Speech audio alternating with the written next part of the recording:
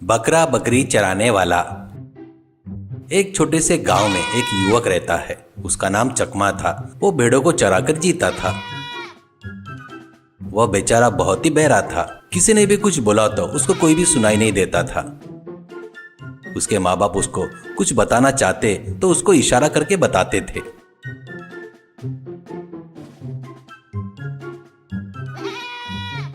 एक दिन वो जंगल में भेड़ चरा रहा था। दोपहर होने पर उसको भूख लग गई। तब वो, अरे घर में माँ ने दिया सो खाना लाना भूल गया यार, अब कैसे? भेड़ों को छोड़कर घर जाकर खाना खाना पड़ेगा। तब तक इनकी रखवाली कौन करेगा? कोई रहेगा तो अच्छा होता था। सोचकर इधर उधर देख रहा था। उसको एक व्यक्ति झाड़ के पत्ते तोड़ते हुए दिखाई देता है। चकमा उसको सुनाई दे इतने जोर से बोलता है, अरे भैया, घर जाकर खाना खाकर आऊंगा। आते तक थोड़ा मेरे भेड़ों को देख लो। आने के बाद मैं अपने पास का तुमको एक लंगड़ी बकरी को दूंगा। कहकर चला गया। वो पत्ते तोड़ने वाला चकमा से भी ज्यादा बहरा था। चकमा ने बोले से बाद उसको कुछ भी सुनाई नहीं दिया। वो अपना काम खुद कर रहा था। घर जाकर चकमा खाना खाता है। फिर वापिस अपने भेड़ों के झुंड के पास आता है। कुछ देर बाद चकमा झुंड के पास आकर सब बराबर है या नहीं देखता है। सभी बराबर रहने से बहुत खुश होता है।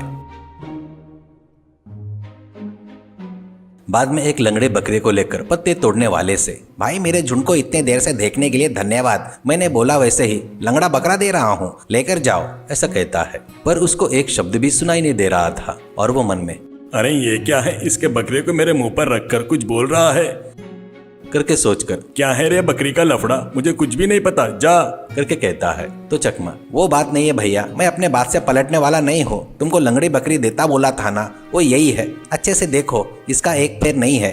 ऐसा कहते हुए बकरी को दिखाता है। तो वो, अरे ये क्या? लंगड़े बकरी को दिखाकर कुछ तो भी बोल रहा है। कहीं मैंने तोड़ा करके तो नहीं बोल रहा है ना? ऐसा सोचकर, देख भाई, ये ठीक नहीं है। मैं कहीं तो भी तेरे भेड़ों से झुंड से दूर रहकर मेरा काम मैं कर रहा था, तो तेरे बकरी का पैर मैं कैसे तोड़ सकता हूँ? मेरा इससे कोई संबंध नहीं है, जा जा, ऐसा कहता है। तो चकमा, अरे ये क्या? लंगड़ा बकरा नहीं, अच्छी बकरी चाहिए करके बोल रहा है। ऐसा कैसे हो सकता है? मैंने तो लंगड़े बकरे को देता करके बोला था ना। अभी अच्छी वाली चाहिए बोला तो मैं क्यों मानूंगा? ऐसा सोचकर, क्या रे ऐसे फालतू की बात कर रहा है? मैंने तो तेरे को लंगड़ा बकरा देता करके बोला था ना। अभी अच्छी बकरी चाहिए करके मांग रहा है। क्यों? ये नहीं हो सकता। मैं लंगड़े बकरे को ही दूंगा, अच्छी बकरी नहीं दूंगा बोले तो नहीं दूंगा, करके बोलता है। तो वो, तेरे को बताए तो समझ में नहीं आता क्या? तेरे बकरे का पैर कैसे टूटा मुझे क्या पता? मेरा इससे कोई संबंध नहीं है भाई। तू कितना भी हंगामा किया, चीखा चिल्लाए तो भी मेरा कहना यही रहेगा, करके कहता है। ऐसे दोनों बहुत देर तक वाद विवाद करते रहते हैं।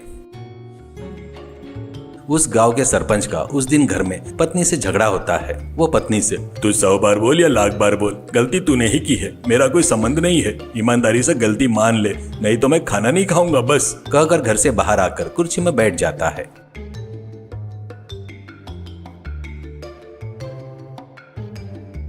पत्नी आकर कितना भी गुजारिश किया है तो भी अंदर जाने के लिए नहीं मान रहा था। उसको गुजारिश कर करके चिढ़कर अब कोई फायदा नहीं करके घर के अंदर चली गई।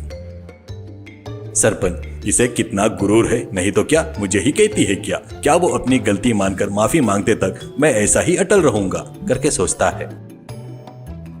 कुछ देर बाद न्याय मांगने के लिए चकमा और वो आदमी गांव के सरपंच के घर आते हैं। और चकमा, सरपंच जी, बाबूजी, इस गांव में कोई भी समस्या आई तो सब लोग आपके पास ही आते हैं ना, इसलिए हम लोग भी तुम्हारे पास आए हैं। आज मैं अपने बकरे को छोड़कर मैं घर जाकर खाना खाकर आता करके सोचकर इसको थोड़ी देर भेड़ों को देख बोला। उसके बदले में उसको एक लंगड़ा बकरा देता करके बोला, और फिर वापस आकर उसको लंगड़ा बकरी दे रहा हूँ तो अच्छी बकरी चाहिए करके जिद कर रहा है जी। अब आप ही इसका न्याय कीजिए, ऐसा कहता है। वो, बाबूजी ये बोल रहा है सो बात अब मत मानो।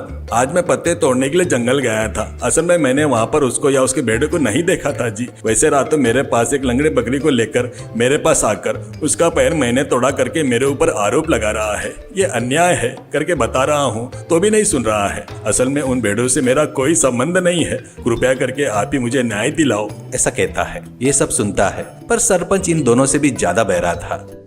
और वो, देखो तुम 100 बार बताओ या लाख बार बताओ, हुए इस झगड़े में मेरी पत्नी की ही गलती है। गलती वो करके मेरे ऊपर डालने की कोशिश कर रही है, इसके लिए मैं नहीं मानूंगा। वो नहीं हो सकता, इसके लिए इस विषय में मैं चुप नहीं रहूंगा। वो आकर माफी मांगने के बाद ही घर में जाऊंगा और खाना खाऊंगा, करके कहता है। उस तरह वो शाम तक ऐसे ही वाद विवाद करते रह गए।